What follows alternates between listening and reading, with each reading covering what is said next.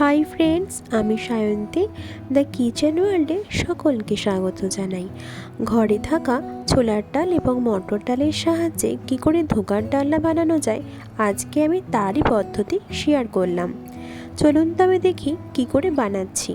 প্রথমে আমি নিয়েছি এক বাটি ছোলার ডাল এবং এক বাটি মটর ডাল। আমি সেম বাটির মাপ করেই নিয়েছি। খুব ভালো করে ধুয়ে রেখে আমি ভিজিয়ে রাখবো 1 থেকে 1.5 ঘন্টা মতন।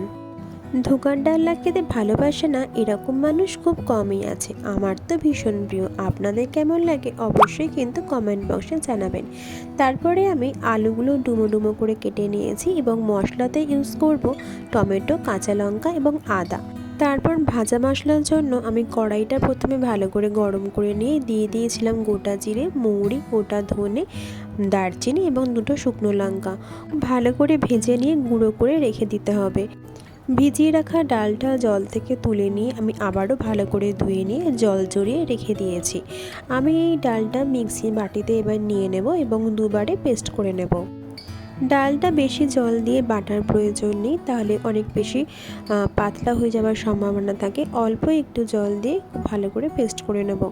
ডালটা সম্পূর্ণ পেস্ট করা হয়ে গেলে আমি একটি ডিশের মধ্যে ডালটা এরকমভাবে বিছিয়ে রেখে দিচ্ছি। আমি ডালটা কাঁচা লঙ্কা দিয়ে বাটিনি, আপনাদের ইচ্ছা হলে কাঁচা লঙ্কা দিয়ে বাটতে পারেন। আমি যেহেতু ভাজা মশলা ইউজ করব তাই জন্য কাঁচা লঙ্কা দিইনি।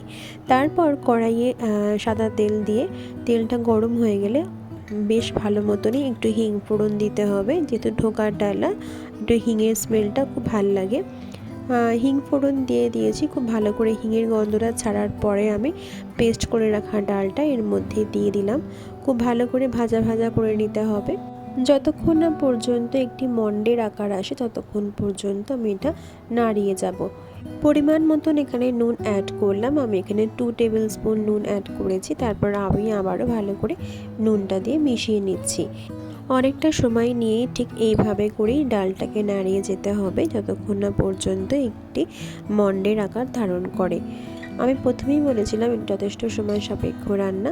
তারপরে আমি ভাজা মশলাটা এখানে দিয়ে দিলাম। এবার আমি আবারও খুব ভালো করে নাড়িয়ে নিচ্ছি। খুব ভালো করে দেখুন, ভালো করে নাড়ানো হয়ে গেছে এবং ডালটা একটা ডেলা পাকিয়ে এসেছে। এরপরে ডিশের মধ্যে আমি হালকা করে একটু রিফাইন তেল দিয়ে দিলাম। খুব ভালো করে মাখিয়ে নিলাম ডিশের মধ্যে। তারপরে ওই ডালটা আমি এর মধ্যে ঢেলে দিচ্ছি। ডালটা ঢেলে দেওয়ার পরে আমি একটি স্প্যাচুলার সাহায্যে ডালটাকে এভাবে চেপে চেপে দিচ্ছি এবং পরবর্তীকালে আমি ডিশটাকে এরকম ঘুরিয়ে ঘুরিয়ে হাতের সাহায্যে ডালটাকে গোল শেপের মধ্যে একটা আকার দিলাম। তারপর সম্পূর্ণ ঠান্ডা হয়ে যাওয়ার পরে আমি ছুরি দিয়ে ঠিক এইভাবে করে একটা শেপে কাটার চেষ্টা করছি। যেমন ধোকার শেপ হয় সেরকমভাবে কাটার চেষ্টা করেছি। ধোকা কাটার স্টেপগুলো দেখাতে গেলে অনেকটা লং ভিডিও হয়ে যেত, তাই জন্য পুরোটা আমি করতে পারিনি। এরপরে আমি কড়াইয়ে সর্ষের তেল গরম করে একে একে ধোকাগুলো ভেজে নেব। খুব বেশি লাল করে না ভাজলেও আমি ব্রাউন করে ভাজবো। তারপর যে গ্রেভিটা আমি তৈরি করব সেই গ্রেভিটার জুসটা যাতে ধোকার মধ্যে ঢুকে যেতে পারে তার জন্য আমি খুব বেশি কড়া করে ভাজবো না। ভাজা হয়ে গেছে, তারপর আমি তুলে রাখছি। সব ধোকাগুলোই আমার ফ্রাই করা কমপ্লিট হয়ে গেছে। এরপর আমরা চলে যাব পরবর্তী স্টেপে, যেখানে আমরা গ্রেভিটা বানাবো। চলুন তবে দেখি কি করে আমরা বানাচ্ছি গ্রেভিটা। কড়াইয়ে ওই তেলের মধ্যে গোটা জিরে ফোড়ন দিয়ে আলুগুলো খুব ভালো করে ভেজে নেব।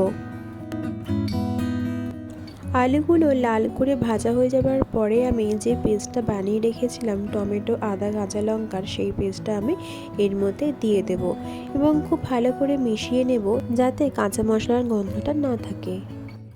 আলুর সাথে টমেটো, আদা, কাঁচা লঙ্কার পেস্টটা খুব ভালো করে ভাজা ভাজা হয়ে যাবার পরে আমি পরিমাণ মতন এখানে জল অ্যাড করলাম। জল দেবার পরে খুব ভালো করে মিশিয়ে নিয়ে আমি দিয়ে দিলাম 1 টেবিল স্পুন নুন, 1 টেবিল স্পুন জিরে গুঁড়ো, 1 টেবিল স্পুন ধনে গুঁড়ো এবং 1 টেবিল স্পুন হলুদ গুঁড়ো। খুব ভালো করে মিশিয়ে নেওয়ার পরে আমি অল্প করে দিলাম কাশ্মীরি লঙ্কার গুঁড়ো। মনে রাখতে হবে আমি কিন্তু ডাল বাটার মধ্যে ধোকার মধ্যে নুন দিয়েছিলাম। তারপরে এখানে আপনারা প্রয়োজন মতো নুন দেবেন। মশলাটা কষিয়ে নেওয়ার পরে আলু সেদ্ধ হওয়ার জন্য ঢাকা দিয়ে রাখতে হবে 10 থেকে 15 মিনিটের জন্য। 10 থেকে 15 মিনিট পর ঢাকা খুলে দেখলাম মশলা কষে গেছে এবং আলুগুলো সেদ্ধ হয়ে এসেছে। তারপরে একটু গ্রেভি রাখার জন্য আমি একটু জল অ্যাড করলাম। তারপরে জলটা খুব ভালো করে ফুটে গেলে আমি দিলাম অল্প একটু চিনি এবং 1 টেবিল স্পুন মতন ঘি। আপনারা আপনাদের প্রয়োজন মতন ঘি চিনি দুটোই অ্যাড করতে পারেন। তারপরে খুব ভালো করে ঝোলটা ফুটে গেছে। এরপরে আমি ধোকাগুলো এখানে দিয়ে দেব, যাতে খুব ভালো করে ধোকার মধ্যে জুসটা ঢুকে যেতে পারে। আমি একে একে সব কটা ধোকা এখানে দিয়ে দিলাম এবং খুব অল্প করেই আমি ফোটাবো, কারণ বেশি ফোটালে ধোকাগুলো ভেঙে যাওয়ার সম্ভাবনা থাকে। তাই গ্যাসের ফ্লেমটা মিডিয়াম টু লো ফ্লেমে রাখতে হবে, বেশি বাড়িয়ে কিন্তু ধোকাটা ফোটাবেন না।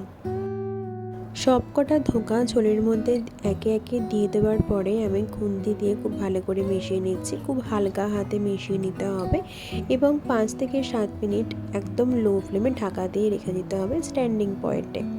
5 থেকে 7 মিনিট পর দেখলাম একদমই ধোকার ডালনা রেডি হয়ে গেছে।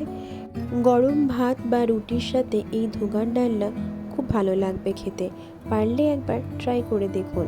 কেমন লাগলো আমার এই রান্না অবশ্যই কিন্তু কমেন্ট বক্সে জানাবেন। ভালো লাগলে লাইক করবেন, শেয়ার করবেন এবং পাশে থাকবেন। আজকের মতো এইটুকুই, আবার আসবো অন্য একটি রেসিপি নিয়ে। টাটা।